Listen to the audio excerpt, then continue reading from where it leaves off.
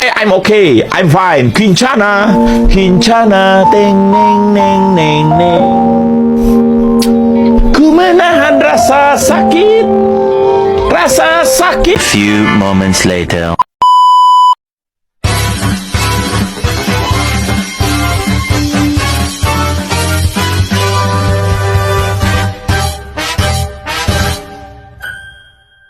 Assalamualaikum warahmatullahi wabarakatuh.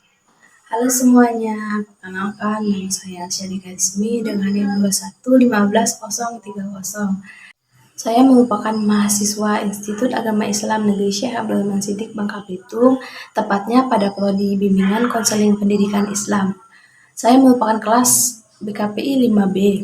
Baiklah, tujuan saya di sini ingin memaparkan makalah saya untuk memenuhi tugas mata kuliah praktikum bimbingan konseling kelompok dengan dosen pengampu Ibu Puri Handayani MA. Baiklah, di sini saya akan memaparkan materi tentang efektivitas bimbingan kelompok untuk mengurangi perilaku bullying.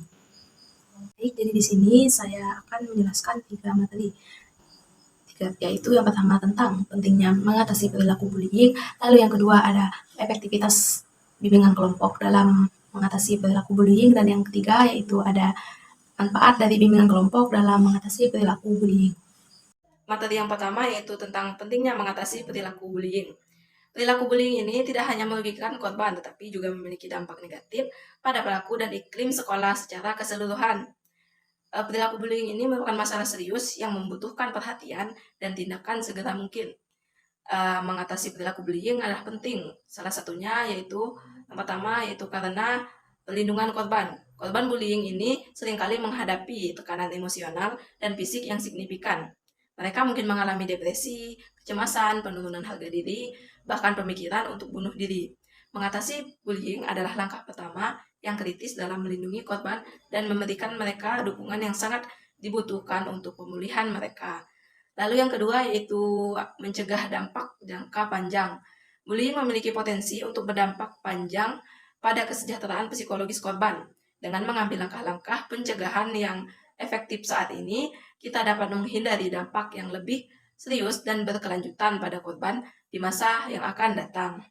Yang keempat yaitu menciptakan lingkungan sekolah yang aman. Sekolah yang bebas dari bullying menciptakan lingkungan yang lebih aman dan inklusif bagi semua peserta didik. Ketika siswa merasa aman di sekolah, mereka cenderung lebih berfokus pada belajar dan berpartisipasi dalam lingkungan yang mendukung perkembangan positif mereka. Yang kelima yaitu mengajarkan nilai-nilai empati dan keterampilan sosial. Upaya untuk mengatasi bullying juga memberikan kesempatan untuk mengajarkan nilai-nilai seperti empati, pengertian, dan keterampilan sosial kepada semua siswa. Hal ini penting untuk membentuk karakter siswa. Yang keenam yaitu mendorong kolaborasi, melibatkan seluruh komunitas sekolah, termasuk guru, orang tua, dan siswa dalam upaya mengatasi perilaku bullying dapat mempromosikan kolaborasi dan komunikasi yang positif antara semua pihak. Hal ini membantu menciptakan pemahaman bersama tentang betapa pentingnya menciptakan lingkungan yang bebas dari kekerasan dan intimidasi. Mengatasi perilaku bullying bukan hanya tanggung jawab individu atau kelompok tertentu, tetapi juga merupakan usaha bersama untuk menciptakan sekolah yang aman, inklusif, dan mendukung perkembangan holistik setiap siswa. Melalui pendidikan, pencegahan, dan intervensi yang tepat, kita dapat mencapai tujuan ini dan memberikan dampak positif yang signifikan pada masa depan siswa dan masyarakat. Selanjutnya yang kedua yaitu ada efektivitas bimbingan kelompok dalam mengurangi perilaku bullying. Nah, strategi konseling kelompok yang tepat dapat menjadi sarana efektivitas bimbingan kelompok. Efektivitas bimbingan kelompok ini dalam mengurangi perilaku bullying telah menjadi subjek penelitian yang banyak dikaji. Beberapa faktor yang mempengaruhi efektivitasnya adalah yang pertama yaitu ada pengumpulan data awal, lalu yang kedua yaitu ada pengembangan indikator keberhasilan, lalu yang ketiga ada pengukuran berkala, yang keempat ada analisis kualitatif, dan yang kelima ada pemantauan terhadap perilaku, lalu yang keenam ada keterlibatan orang tua dan komunitas, lalu dan yang terakhir yaitu ada evaluasi akhir. Mengukur efektivitas bimbingan kelompok ini adalah dalam rangka mengurangi perilaku bullying. Hal ini merupakan proses yang berkelanjutan dan memerlukan komitmen dari semua pihak terkait. Data dan hasil evaluasi digunakan untuk terus meningkatkan program dan memastikan bahwa upaya pencegahan bullying efektif dan berkelanjutan di lingkungan sekolah. Selanjutnya, materi yang terakhir yaitu ada tentang manfaat dari bimbingan kelompok dalam mengatasi perilaku bullying. Manfaat dari bimbingan kelompok. ini ada beragam dan dapat memberikan dampak positif yang signifikan dalam upaya pencegahan dan penanganan perilaku bullying di lingkungan sekolah. Itu yang pertama, ada peningkatan kesadaran. Melalui bimbingan kelompok, peserta dapat meningkatkan kesadaran mereka tentang berbagai aspek terkait bullying, termasuk dampaknya pada korban dan pelaku. Lalu yang kedua, yaitu ada pengembangan keterampilan sosial. Bimbingan kelompok memberikan platform untuk mengembangkan keterampilan sosial yang kritis.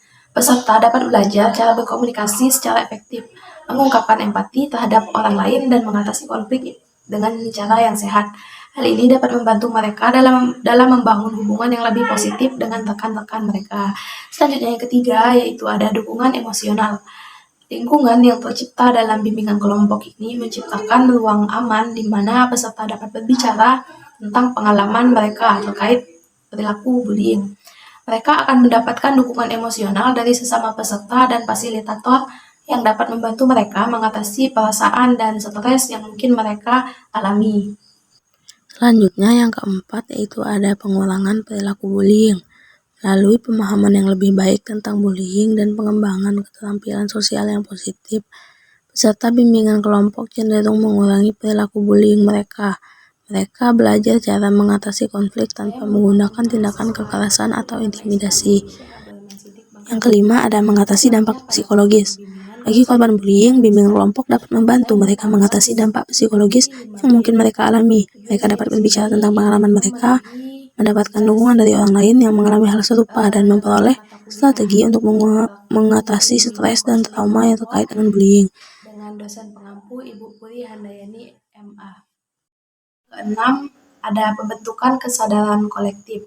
Bimbingan kelompok juga dapat membantu dalam membentuk kesadaran kolektif tentang masalah bullying di sekolah. Hal ini menggerakkan seluruh komunitas sekolah untuk bekerja sama dalam mencegah dan menangani perilaku bullying, dan juga menciptakan lingkungan yang lebih aman dan inklusif. Dengan berfokus pada bimbingan kelompok sebagai salah satu pendekatan pencegahan bullying, kita dapat mencapai perubahan yang positif dalam budaya sekolah. Penting untuk memilih metode yang sesuai dengan melibatkan peserta secara aktif dan memiliki fasilitator yang terlatih dalam masalah bullying.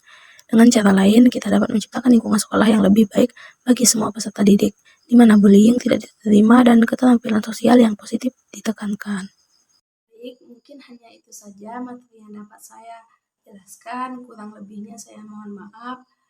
Wassalamualaikum warahmatullahi wabarakatuh. Dadah guys. 큐큐 쭈꾸루쿡 쭈꾸루쿡